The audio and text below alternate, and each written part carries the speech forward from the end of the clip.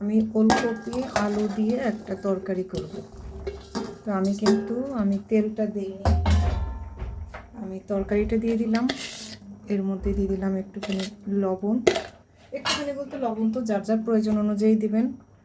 দিয়ে দিলাম হলুদের গুঁড়া, কাঁচামরিচ দিয়ে দিয়েছি,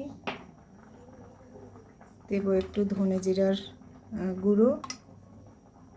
এরপর আমি এটার উপরে তেল দিব। একদিন আমাকে এক বোন বলছে যে ঢং করে কড়াইয়ের উপরে তেল না দিয়ে নিচে দিলে কী হয়। একদমই এটা আমি ঢং করে দেই না, আমার ভিউজ বাড়ানোর জন্য দেই না। দেই হচ্ছে কারণ সরিষার তেল আপনি যদি হিট দিয়ে গরম করে ধোঁয়া উঠিয়ে তারপরে রান্না করেন, তাহলে সেই তেলটা আমাদের শরীরের জন্য উপকারী তো নয়, বরঞ্চ সেটা ক্ষতিকর। আর এই যেভাবে রান্না করলাম, এই তেলটা আমাদের শরীরের জন্য ক্ষতিকর হবে না। আর যদি আমি কাঠের ঘানিতে ভাঙানো সরিষার তেল কাঁচা খেতে পারি, সেটা হচ্ছে আমাদের শরীরের জন্য উপকার।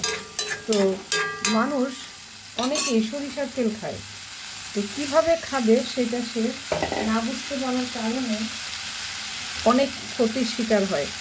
দীর্ঘদিন ধরে সে সরিষার তেল খেয়েও হার্ট অ্যাটাক করে, সয়াবিন তেল না খেয়ে, শুধুমাত্র তাদের এই রান্নার প্রসেসের কারণে। তাই আমি সবাইকে বলবো, যখন সরিষার তেল খাবেনই রান্নার প্রসেসটা ঠিক করুন, তাহলে সর্বোচ্চ উপকারটা পাবেন।